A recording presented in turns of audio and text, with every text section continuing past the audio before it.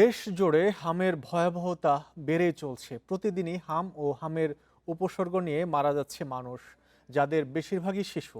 সকালে চাঁপাইনবাবগঞ্জ, টাঙ্গাইল ও কুষ্টিয়ায় হামের উপসর্গ নিয়ে আরও 3 শিশুর মৃত্যু হয়েছে। এর মধ্যে চাঁপাইনবাবগঞ্জে সকালে মারা গেছে এক শিশু। 24 ঘন্টায় হাসপাতালে ভর্তি হয়েছে আরও 12 শিশু। টাঙ্গাইলে হামের উপসর্গ নিয়ে 13 মাসের শিশু সাফার মৃত্যু হয়েছে। এ নিয়ে 2 দিনে জেনারেল হাসপাতালে ভর্তি 2 শিশুর মৃত্যু হলো। এছাড়া 24 ঘন্টায় এই হাসপাতালে হামের উপসর্গ নিয়ে নতুন করে ভর্তি হয়েছে 8 শিশু।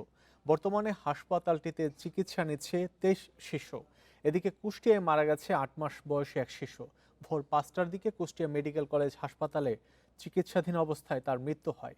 এদিকে আইসিসি ডিডিআরবির কারিগরি সহায়তায় জীবন রক্ষাকারী বাবল সিপ্যাপ প্রযুক্তির ব্যবহার শুরু হয়েছে কিছু হাসপাতালে।